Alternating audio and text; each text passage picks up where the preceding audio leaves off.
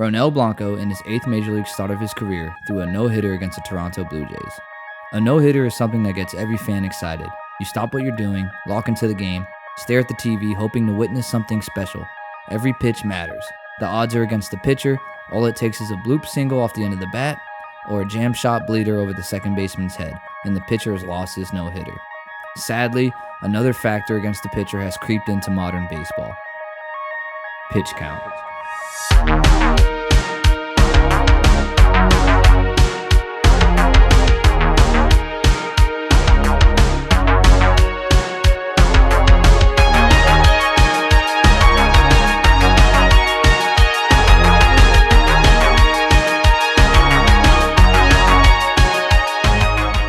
As I was glued to MLB Network, watching along with the MLB Tonight crew, Harold Reynolds brought up the sad reality that lingers in all fans' minds. Hopeful to see this rare feat accomplished, he asked, "What is his pitch count?" It seems like a question 10 years ago would have never been uttered under these circumstances. A 30-year-old pitcher who spent 7 years in the minors, making his 8th career start, and is staring a no-hitter right in the face, and we're asking about his pitch count? This is the same sport that saw the likes of Nolan Ryan throw 7 no-hitters and multiple pitchers throw upwards of 250 plus innings a year. How did we get here? Pitch count was first measured as an official stat by MLB in 1988, and it was common to see high pitch counts by starting pitchers. In 1989, there were 55 instances where a pitcher threw over 140 pitches in a game. Since 1988, there has been a leading movement to limit pitch counts in an attempt to curb pitching injuries. In 2008, states began to put inning limits in high school baseball games, and 2 years after that, Little League introduced pitch count limits. In 2010 and 2011, MLB broadcasts began to show pitch counts in the scorebug display during baseball games. In the last 2 years, a pitcher has been pulled out of a no-hitter while throwing 7 innings or more 10 times in just the last 2 years. Each time related to pitch count errors. As a fan, this is terrible. We want to see one guy go out on the bump and do something special. We want to see spectacular feats accomplished in our sport. When I watch Ronel Blanco dominate on the mound, I don't want to worry about his pitch count. So I started to wonder, are pitch counts even keeping pitchers healthy? My curiosity led me to look at modern pitchers, what their pitch counts were, and their injury history. I started with a guy who I think resembles Nolan Ryan just based off the vibes, and that's Justin Verlander. Verlander was extremely dominant and had a lengthy Hall of Fame career with minimal injury history, and he's still going. From 2006 to 2019, Verlander averaged 100 pitches or more per game and has stayed relatively healthy. He did have a tricep strain in 2015, which is why you see a dip in games pitched. In 2020, Verlander underwent Tommy John surgery in his 16th season. Now the question is, was that the previous years of averaging over 100 plus pitches per game, or were there other factors?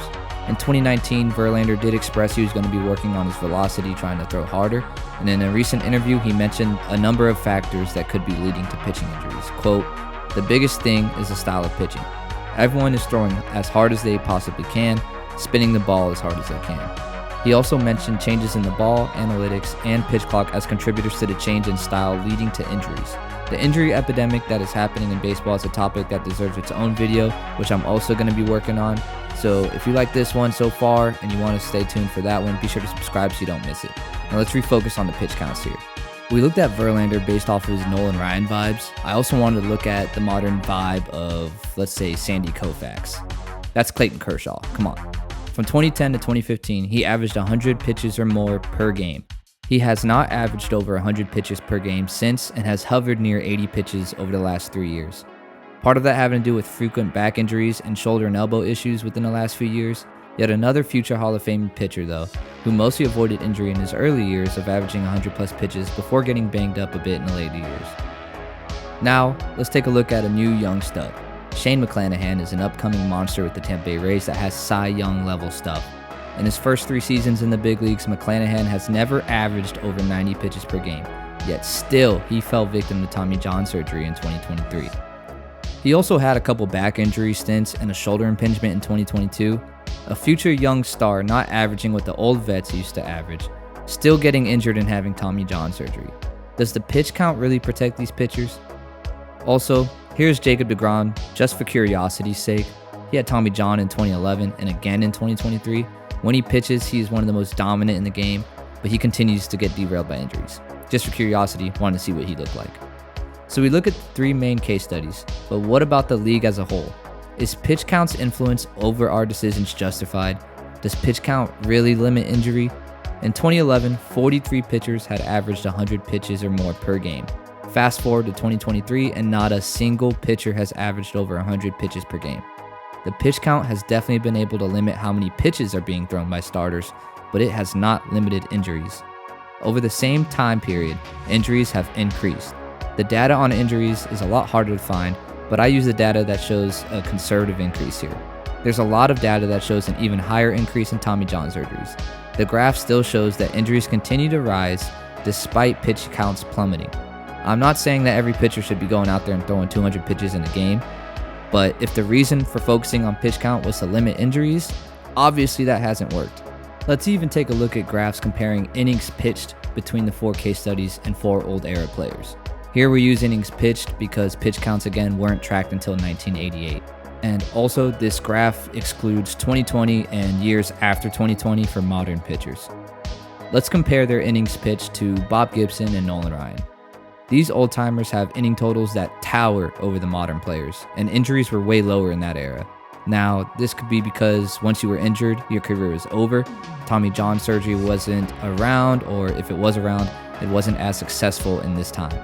I also know Bob Gibson and Nolan Ryan are absolute freaks, and most likely outliers in talent and ability, so let's try to compare them to random pitchers of the old era. I went to Baseball Reference, typed a random year, picked a random team, and picked a random starter. I landed on 1974 Detroit Tigers starter Joe Coleman and 1978 Cleveland Indians starter Rick Weiss, who was the winning pitcher in Game 6 of the 1975 World Series where Carlton Fisk hit that walk-off home run. You might remember him. Both of these pitchers are not Nolan Ryan and Bob Gibson, no offense to them, but they still tower over the modern pitchers in terms of innings pitched. Rick Weiss had a torn tricep in 1974, his 10th year, but had a predominantly healthy career.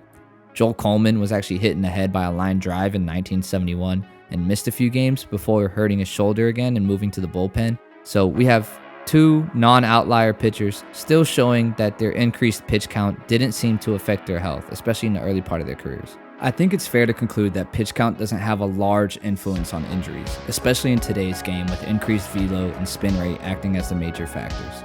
Now that we have that covered, why does it seem like every pitcher is taken out at or before 100 pitches? What makes 100 the magic number? If we're going to watch no-hitters be completed, it is almost a given that the pitcher will have to throw over 100 pitches. I had genuinely no idea why 100 pitches seemed like the magic number. In an era of baseball where everything is analytical and we have pitching labs analyzing the spin, flight path, release action of every pitch, why does it seem like they just picked 100 just because it's a cool sounding number? I went to Reddit in hope of finding an answer, and I was actually surprised, like always. Let's take a look at Annihilated Tyro's comment, shout out to him. He points out that 100 correlates to the amount of pitches it takes usually to go 3 or even 4 times through the lineup. This makes complete sense here. I understand the analytics that 3rd time through the order, the batter's a lot more successful. So if it correlates that 100 pitches is around the 3rd time through the order, and that's just how it is, and it's a coincidence that they're getting taken out around there, okay, that makes sense. He also points out some pitchers lose command around 80 pitches. This makes sense too, as pitchers go deeper in the game, they'll lose command, velo, spin rate. I think for special cases where we see a pitcher throwing a no-hitter or even a dominant outing the 1st time through the order, we should allow these guys to go deep into that game. The data always has its outliers, and any day where a pitcher is dominating is a day where you should manage with feel that time and let that dog eat. If the pitch count is also just a coincidence, and that just so happens to be around the 3rd time through the order, then why is there such a visual focus on the score bug? Why keep track of something that is just a coincidence if the real cause is how many times through the order? Why not put times through the order on a score bug? I understand for a meaningless start in May, if you have a pitcher throwing 6 innings with 3 earned runs and he's around 95 pitches with a fully rested bullpen, you might as well use the guys in the pen and not tax your starter. It should also be pitcher specific. Perhaps that guy's a workhorse and he doesn't really get tired until 110 pitches. Who knows? All I would like to argue is that if a pitcher is on the precipice of accomplishing a great feat in baseball like a no-hitter, it's a crime to take that guy out just because he's at 100 pitches, or just because he's going 3 times through the order. Now, I understand I might be sounding like an old man saying that the pitchers are soft for not throwing as many pitches as they used to, You know, kind of like, back in my day, I used to throw 370 pitches on it. Yeah, I get it, okay? Part of that's definitely because guys are throwing harder than ever and spinning the ball harder than ever. But I would like to see the game go back to a spot where maybe a starting pitcher throws 7, 8, 9 innings, maybe even gets a complete game shutout or 2. That would be really cool. It's fun for the game, fun to watch, good for the pitcher and his brand. I would like to see a world in baseball where the pitch count doesn't go away, but it acts more like a pitch count instead of a pitch limit. If a guy's on the mound dominating, I think he deserves to finish, and the fans deserve to see him finish. Pause. Combined no-hitters are trash. Real no-hitters are electric. Let's take it easy with the pitch count, and let's focus on things that matter and are happening on that day. Stay tuned for our next video focusing on injury causes. If I made any good points you agree with, let me know. If you think I'm an absolute imbecile, also let me know. Thanks for watching. If you enjoyed it, be sure to subscribe. Hope you guys enjoyed. Peace.